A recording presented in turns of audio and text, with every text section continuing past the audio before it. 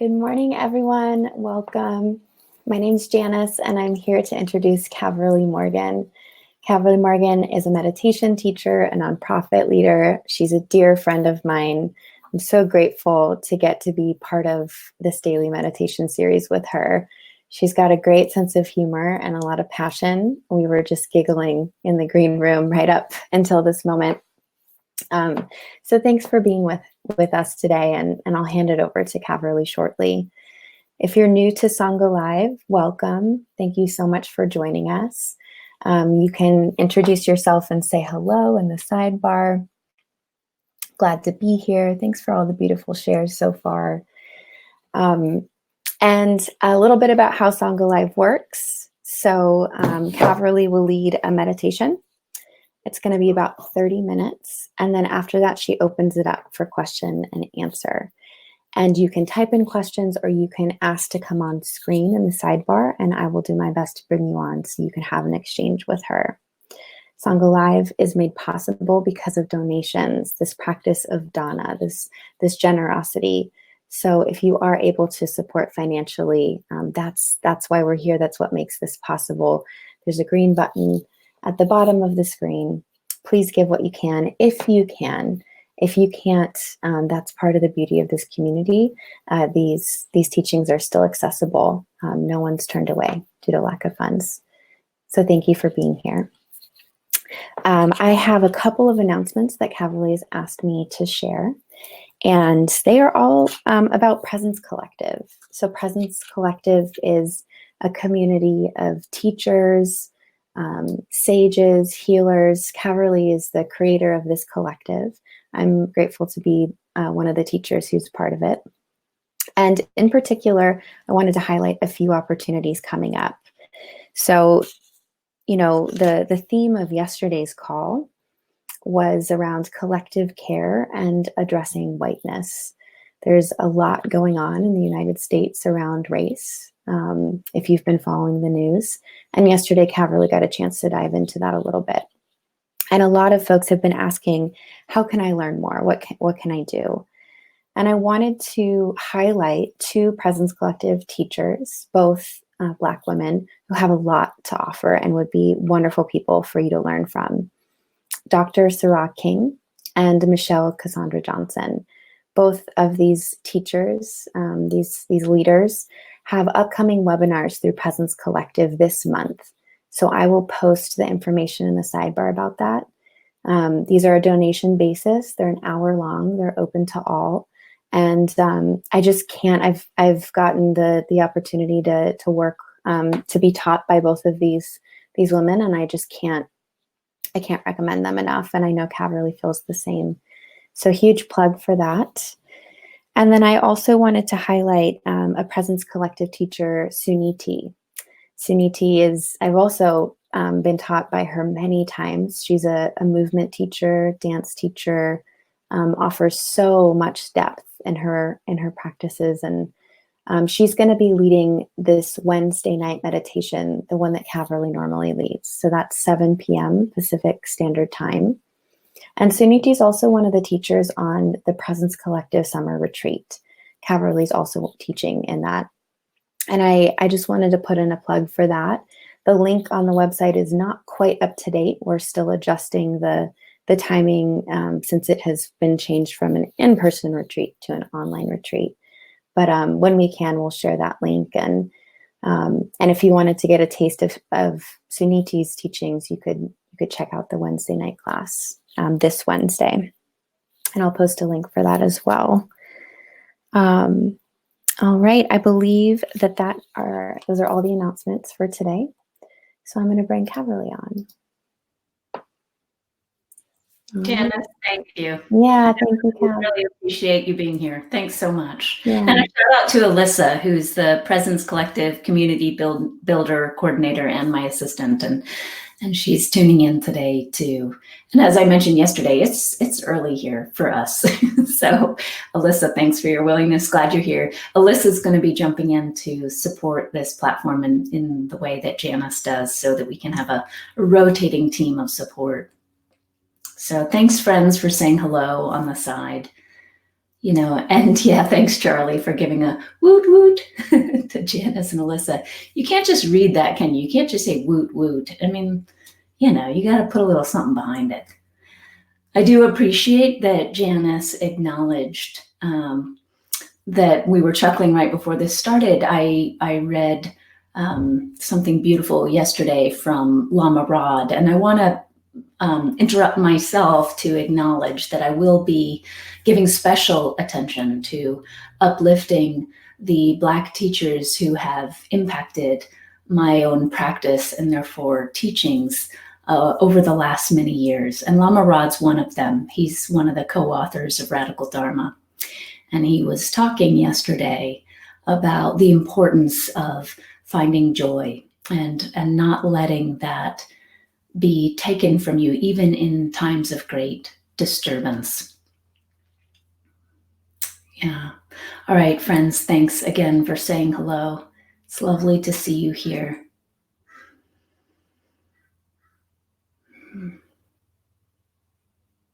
So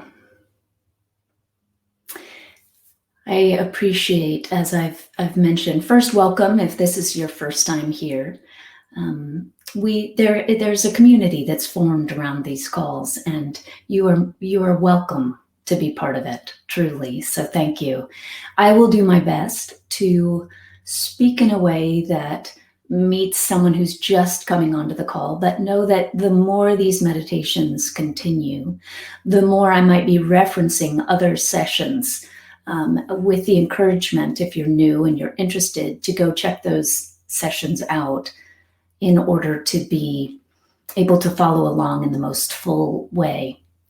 If you're new, at any moment in time, please write something in the sidebar if I'm speaking in a way that you feel, if you're not able to follow along, because there's a bit too much referencing to things that I've gone over before.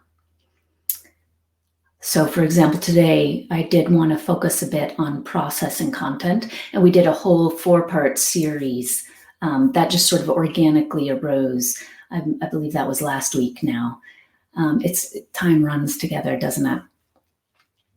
So you will be able to find those sessions on the Caverly Morgan YouTube channel. I'm actually not positive if they're there yet.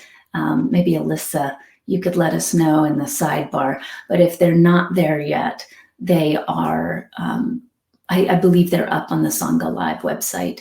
And again, they're labeled, Joyce, maybe you could remind us of some of those titles. So you can see, friends, I'd be lost without the team of support that's making these teachings possible. All right, thank you. So today, again, there were some folks yesterday who brought in this question. Oh, John, hi, good morning. Yeah. And then Janice, thanks for posting the link to the webinar. There were some folks yesterday who were curious about next steps, what else I can do to learn more. I wanted to acknowledge a tremendous resource. Again, something that's impacted my own life. As I said, Lama Rod is one of the authors. You can see that how well loved this book is for me. But I wanted to bring attention to Radical Dharma, Talking Race, Love, and Liberation. This was written by Reverend Angel Kyoto Williams, Lama Rod Owens, and Yasmin. And I confess I've forgotten how to say her last name, but many people refer, and I've always referred to Yasmin as Dr. Sai. I will do the homework of learning how to say Yasmin's name without hiccup. I'd rather do that homework than butcher it. So one of the things I wanted to do today was just read a short passage from this book. I had a lovely conversation with someone who's been attending these calls yesterday.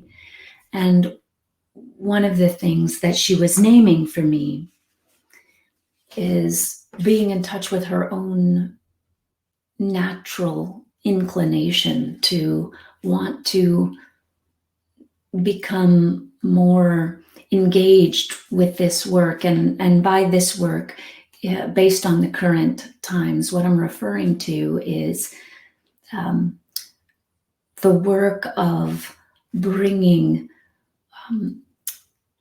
the unpacking of our relationship to whiteness and white supremacy, no matter what your position in society is or your social location is. Bringing attention to that as part of your practice. So again, if you're new to the call today, I also defined whiteness according to the way that it's talked about in Radical Dharma, which is a series of protocols and practices that maintain white supremacy, that keep that system in place. Joyce, thank you for acknowledging, for someone who's new, those morning meditations from last week. So 528 was moving into life from the open hand of love, 529, embracing the world from the intimacy of being, and 61, collective care and addressing whiteness. Thank you for that.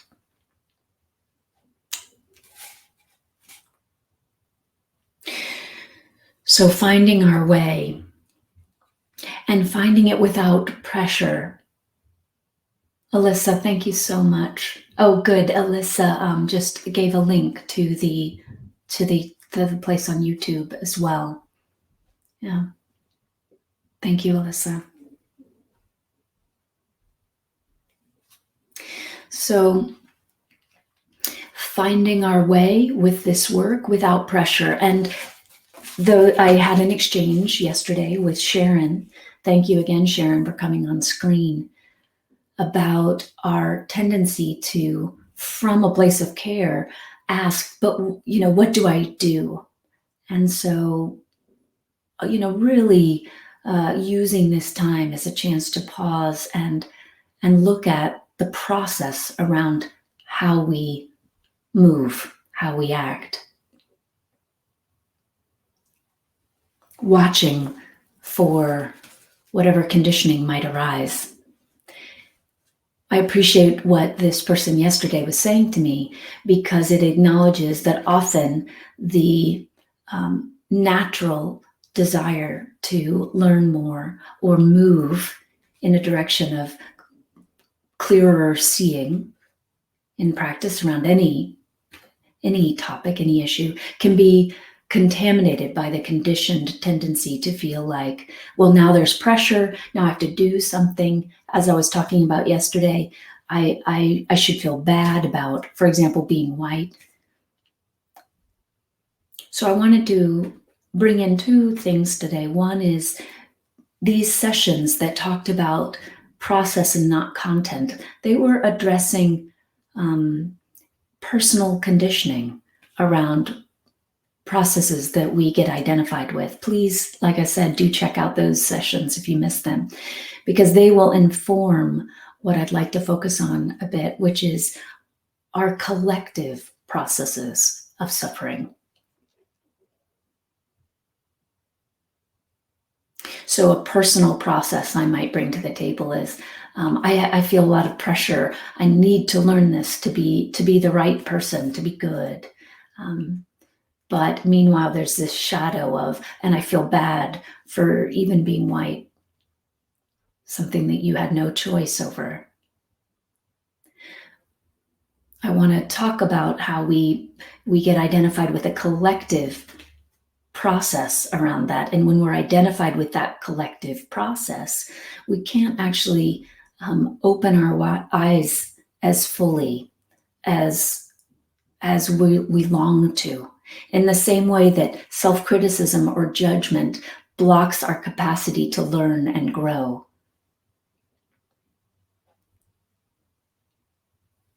When we're identified with the, feeling bad or that sense of pressure, our own capacity to see clearly gets blocked. So I want to talk about that collective process. I also wanted to read a short excerpt from Radical Dharma. Again, Dr. Sai, Lama Rod Owens, and Reverend Angel Kyoto Williams. And you can follow Dr. Sai as well as Lama Rod, as well as Rev Angel on Instagram and Facebook too, if that would interest you. They're all saying really important things about this time. One thing that is mentioned in this book is the existence of a social ego. We were talking about processes that keep in place the individual ego. This is about the social ego. To lean into this aspiration, you must confront the fact that whiteness is a social ego, as void of inherent identity as the personal ego, and you have identified with it as much as your very own name, but without being willing to name it. Just as the ego mind is a construct that constantly reinforces itself, building structures and systems of control and developing attitudes and views that maintain its primacy and the sense of solidity so that it can substantiate its validity, so too does this construct of whiteness. One could call it the mind of whiteness. So again, we've been talking about that very same topic from the perspective of how the personal ego maintains itself, how the conditioned mind has loops of processes that act as loops, I should say, that maintain this egoic structure. So today I want to focus a little bit about the collective processes we do. Again, we're just dipping our toe in, but that was some framing for where we're going to be going. So again, thank you for being here. We will begin this meditation again, as we did yesterday, with care. Because to even be in these conversations, in order to sustain them, care is required. Tenderness, care. So please come into the position that works best for you for this meditation.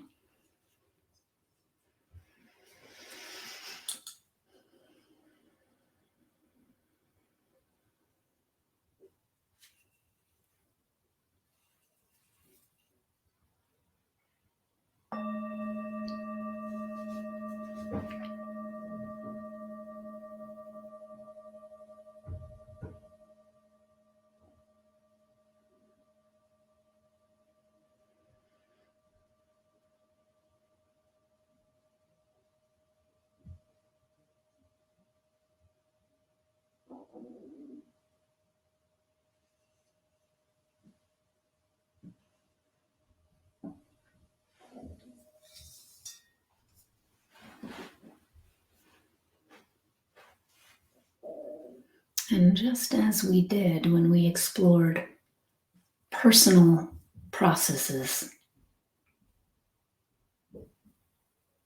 for example, the personal process of self-doubt or the process of identifying with the inner critic.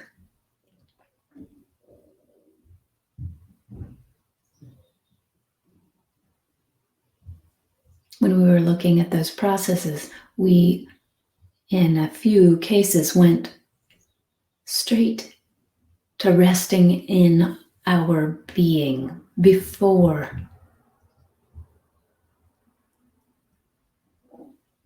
unpacking those processes. And I'd like to do that again today, especially given that I've already said a lot, more than usual.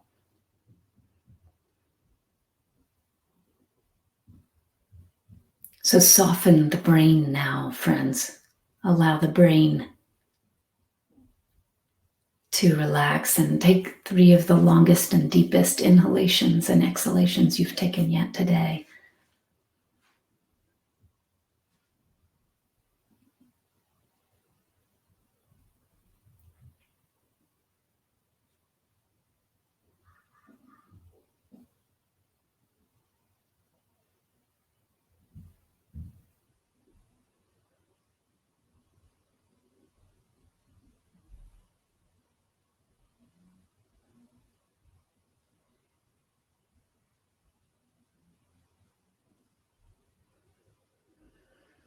And now, rather than having the attention directed outward, allow the attention to sink and to soften, to relax and rest in awareness.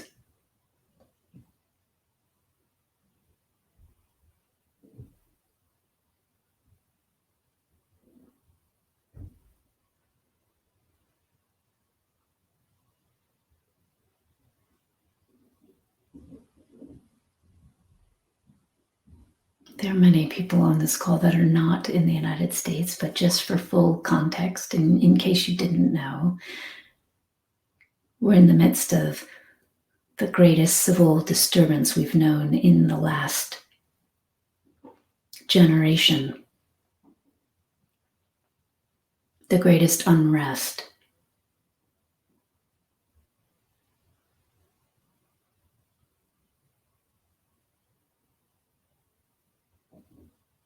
So in the midst of that, in the face of that,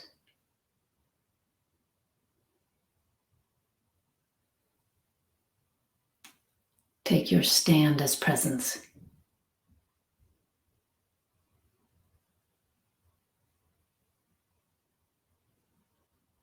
Ground into your being,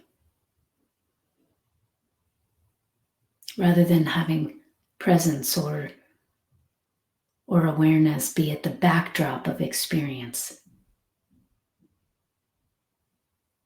Take a stand as that.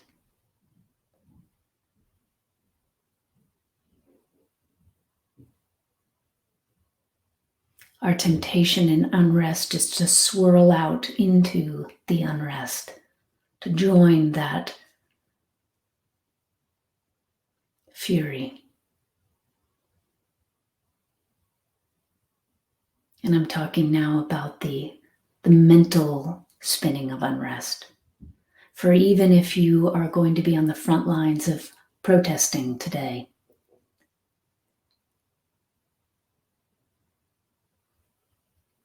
we can do so from our seat of presence.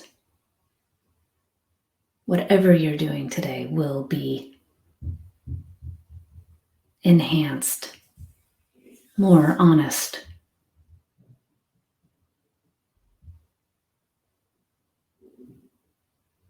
When your engagement is on behalf of the authenticity of your very being, rather than an expression of the conditioned mind or the mind of limitation.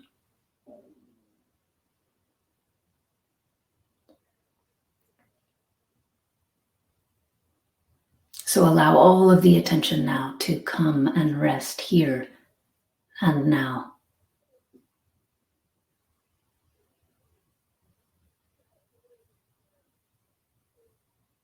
In presence, in your very being.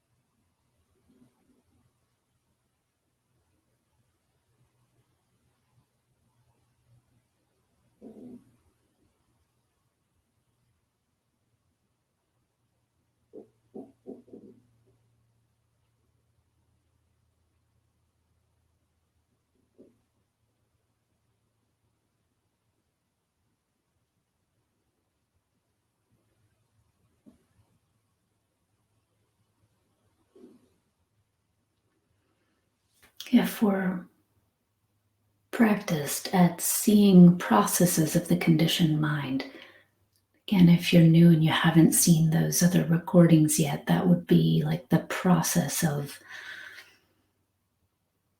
criticism, or the process of identifying with the mind of something wrong, not enough. The process of identifying with self-doubt.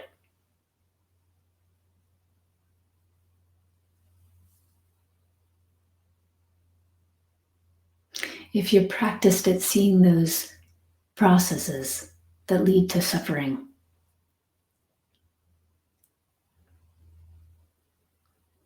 it can be easy to neglect also seeing social processes.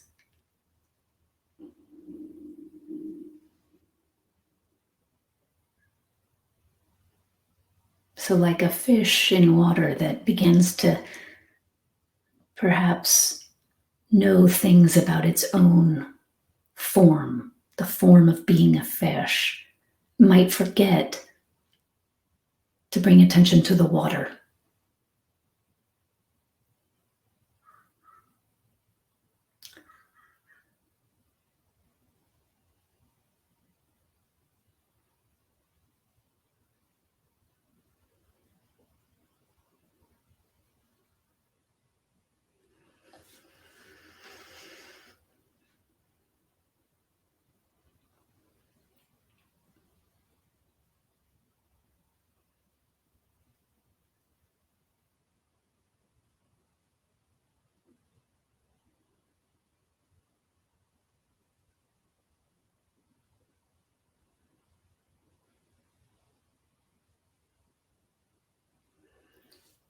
So from presence, bring attention now to whatever process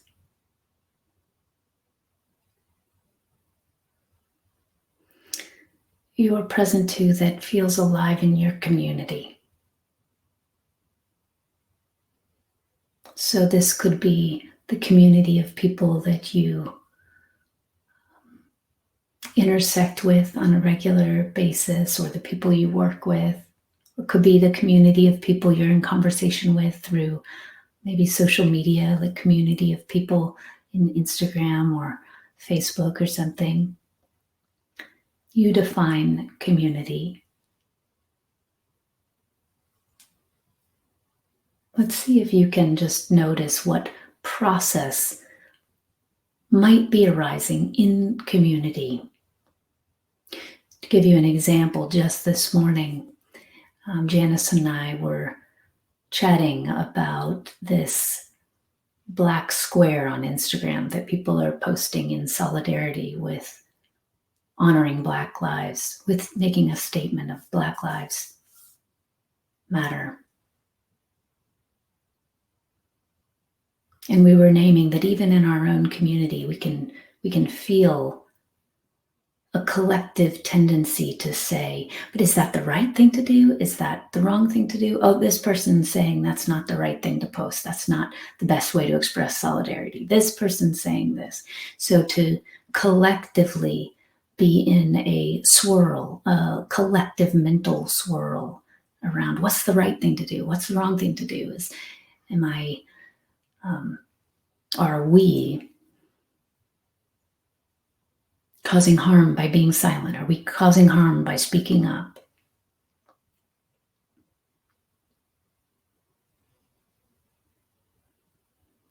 That's a collective process of wanting to get it right. And that attachment to perfection happens to also be a very key byproduct of this culture of whiteness that I made reference to again. Whiteness as a series of protocols or practices that maintain white supremacy. So that collective conditioning around perfectionism. So from presence in this meditation, just see what arises as you bring attention to collective process.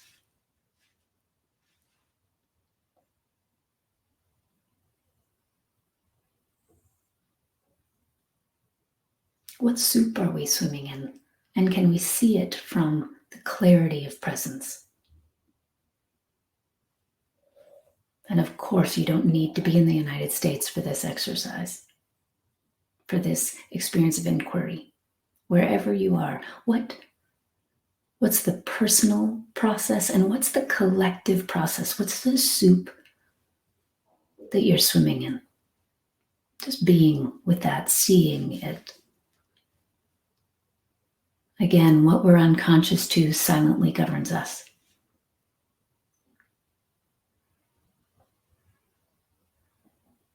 So simply naming process.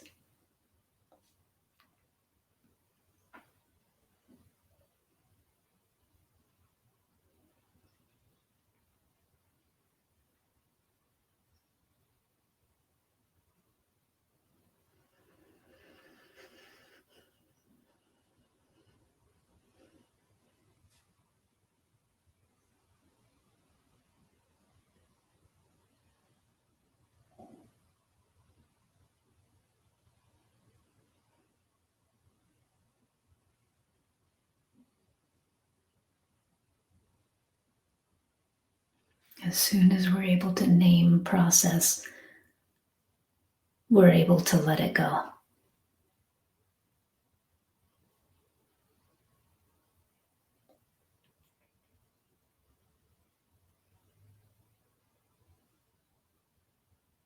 We're able to release it. We're able to see ourselves as not bound by it, whatever that process is. So now, from presence, begin this practice, which is really a non-practice. It takes no forced effort for a clenched fist to open. Just begin this practice of releasing whatever that collective process is, stepping back from it, recognizing you are not that collective process. Breathing.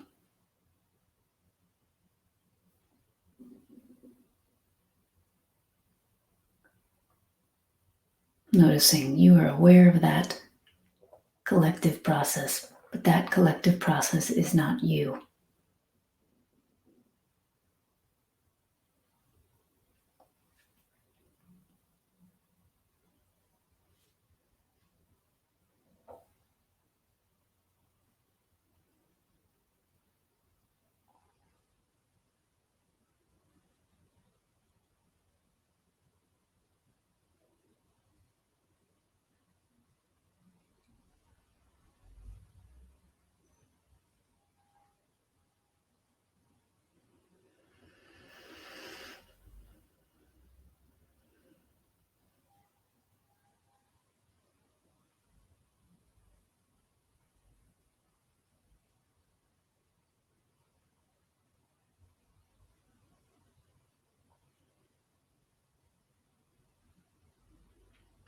If that collective process, whatever you've gotten in touch with, and if you haven't gotten in touch with anything, no worries. It's not bad or wrong. Just notice any personal process that might be arising around, I'm not doing this right.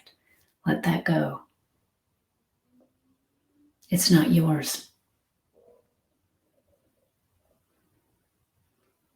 Imagine that this collective process is like a heavy coat.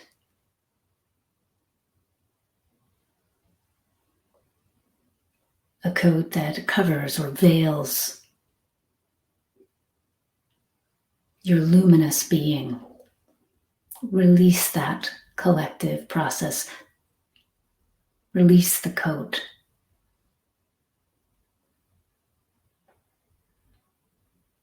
So that what comes forward is luminous being, That's what shines.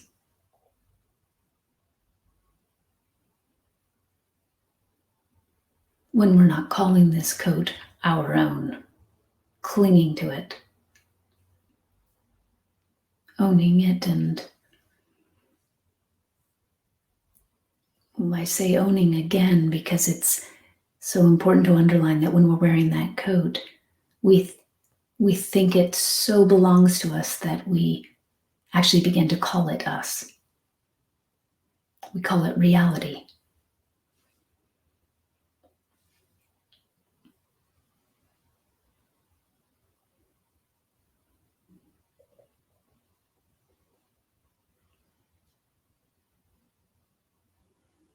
Free yourself from conditioned views of reality by resting in your very being.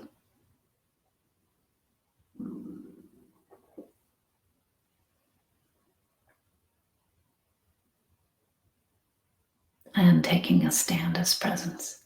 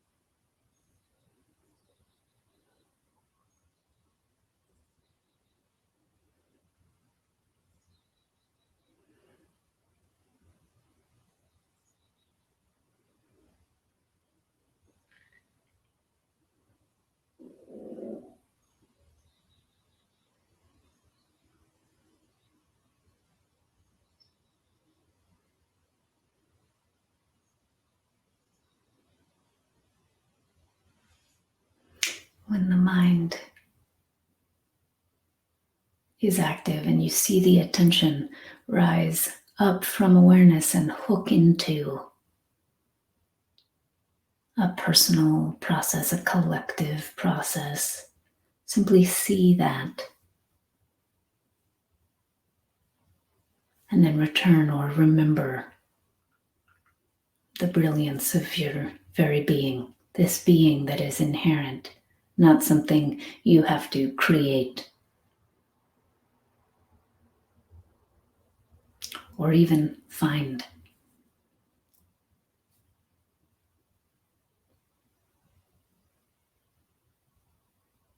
It's not a lost treasure.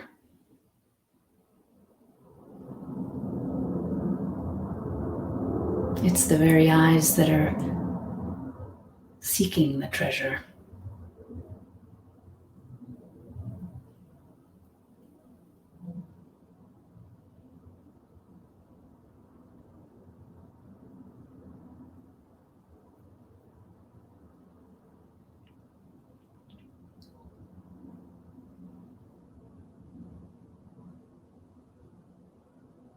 Rest there.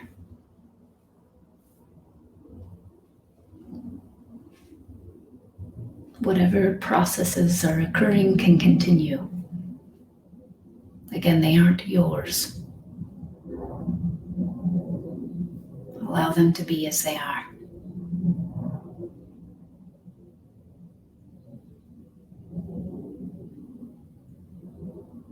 You are presence.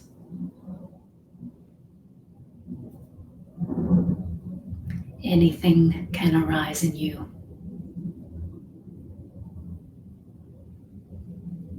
Everything arises in you.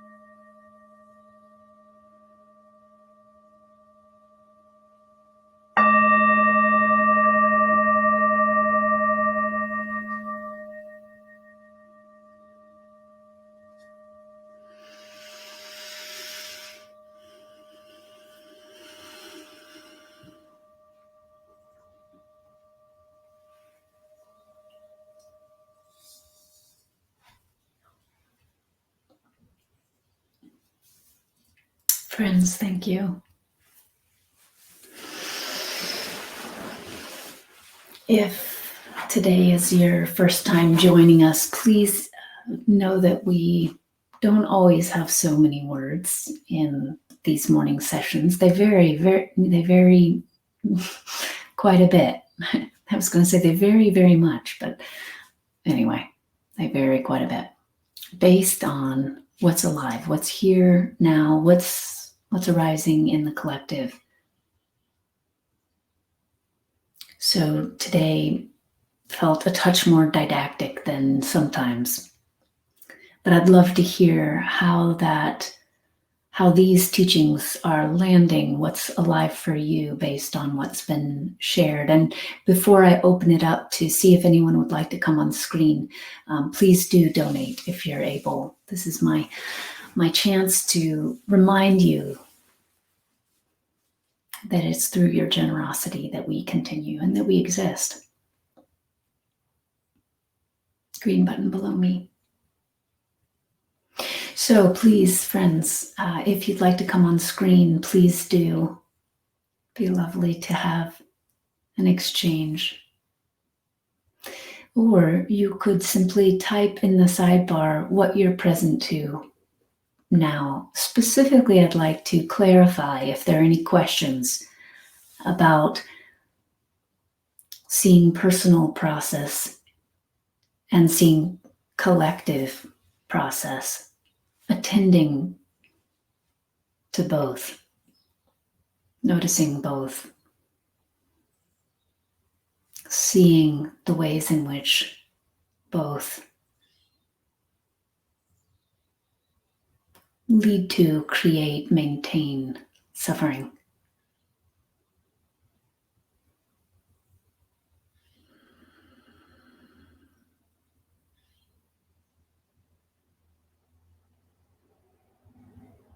Charlie, when I'm identifying with my individual process of get it right, even and especially during meditation, I find it more difficult to get back to my luminous being than when I'm identifying with collective process. Would be willing to come on screen to discuss further. Lovely, Charlie. It'd be wonderful to see you here. Thanks for voicing that. And Janice, if you could bring Charlie on, that would be great.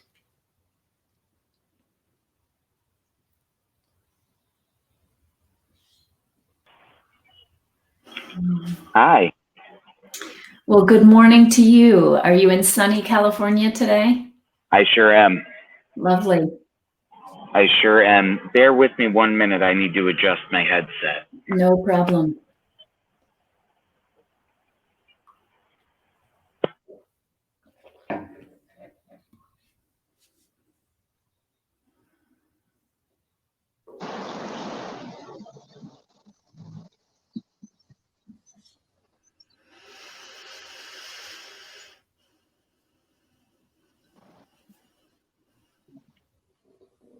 All right.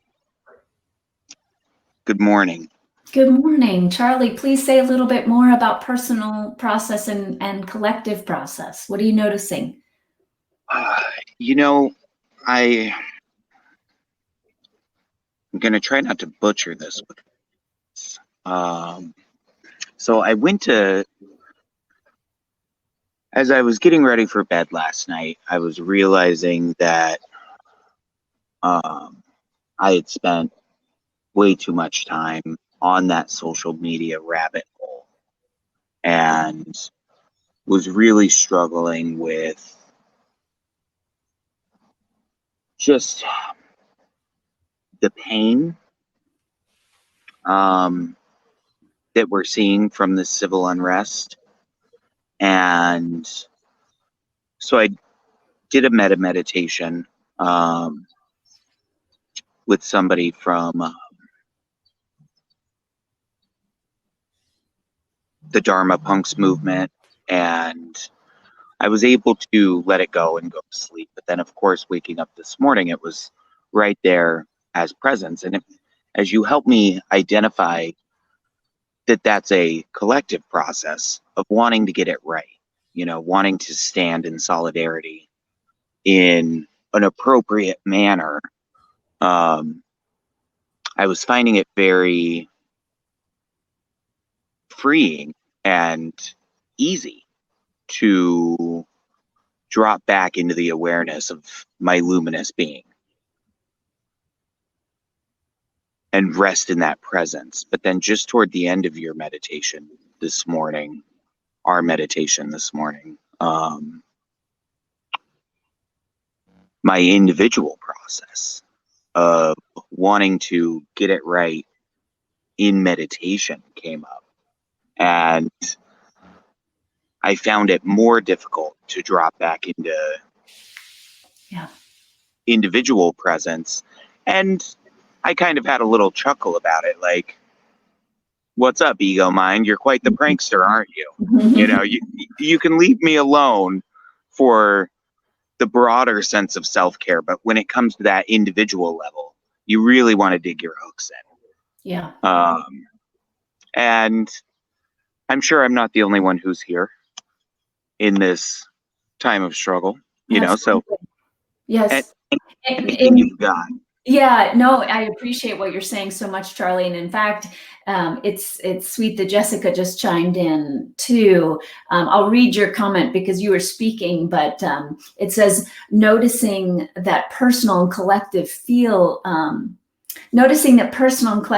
as though there is no distinct boundary. And I think that relates absolutely to what you're saying. Again, or actually not again, because I didn't name this, but I'm glad to have the opportunity to.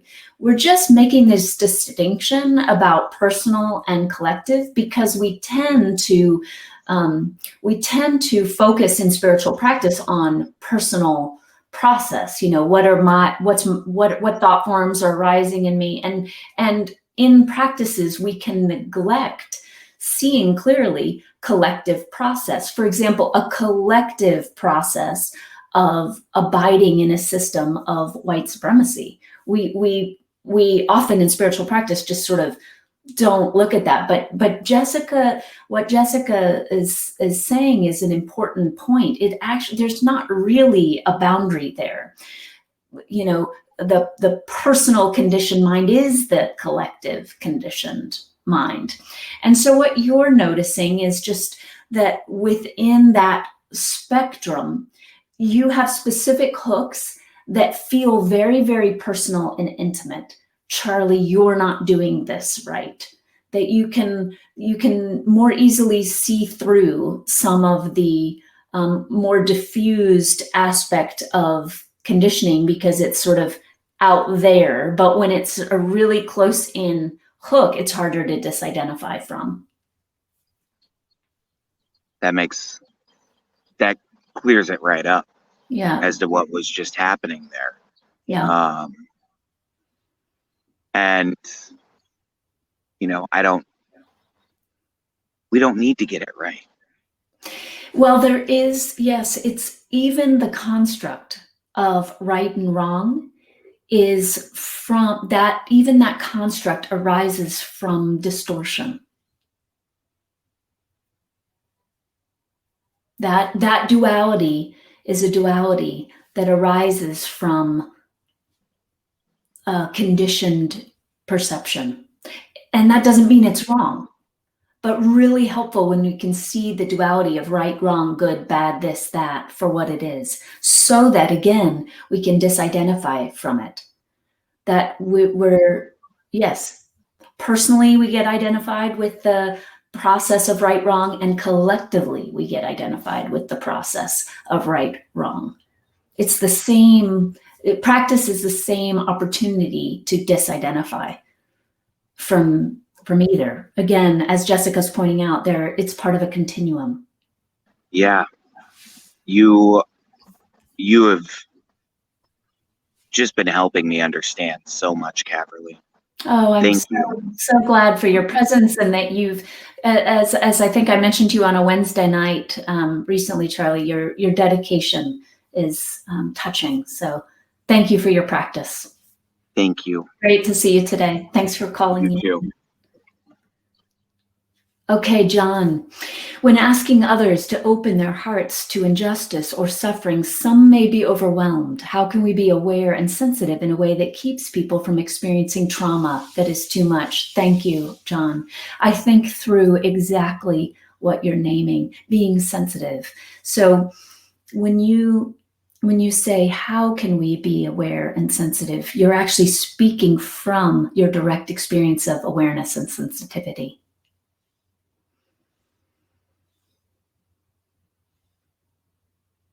So nourishing that in the same way that in our meditations, we nourish our innate capacity to be presence. We nourish that with the attention, with the resting in it. As a practice, we come back together again each day to allow our very being to be nourished, to allow our refuge, the refuge of our own true nature, to be fed.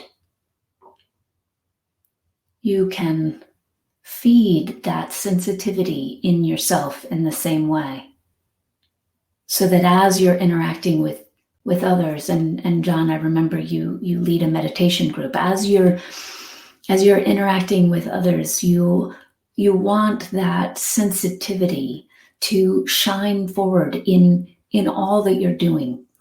There are some things you're going to say to one person in your meditation group that you wouldn't say to another person. That's skillful means, that's sensitivity.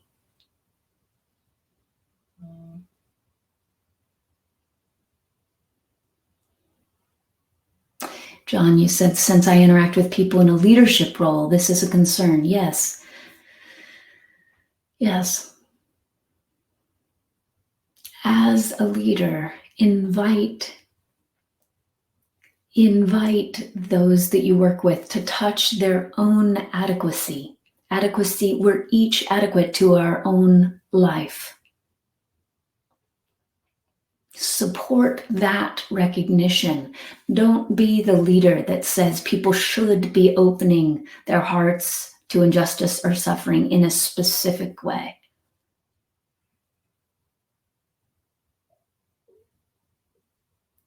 I trained for a while with Walter McKitchen, who created the Center for Self-Teaching. Lean into that title.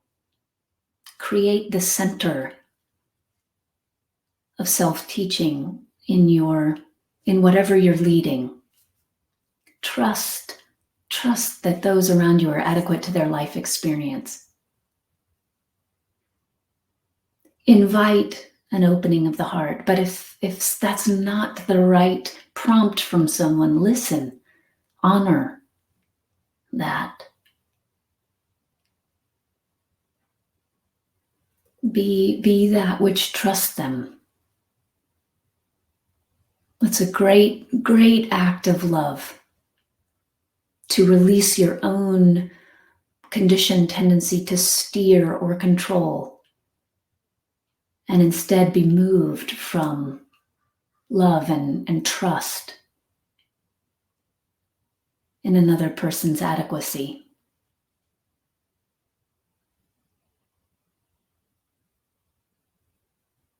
So invite rather than push. Trust rather than question. And let your own open heart encourage opening, if appropriate, in another. I appreciate in the Black Lives Matter movement, there's the phrase, moving at the speed of trust. Build trust rather than as a leader coming from a conditioned idea, feeding a collective process of this is what this community I'm leading should be doing, should be like. Free yourself and those that you lead from shoulds. Shoulds arise on behalf of the conditioned mind.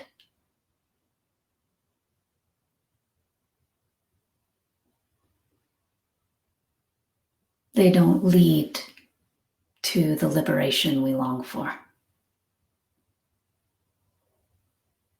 Shoulds don't carve the pathways back to the heart of being, the heart of presence.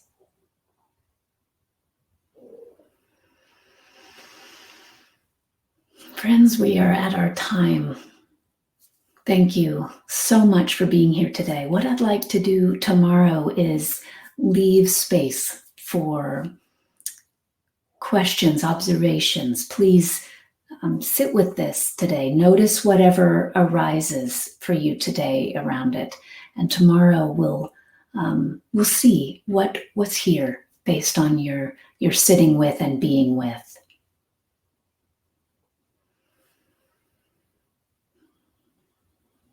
Thank you again for your presence.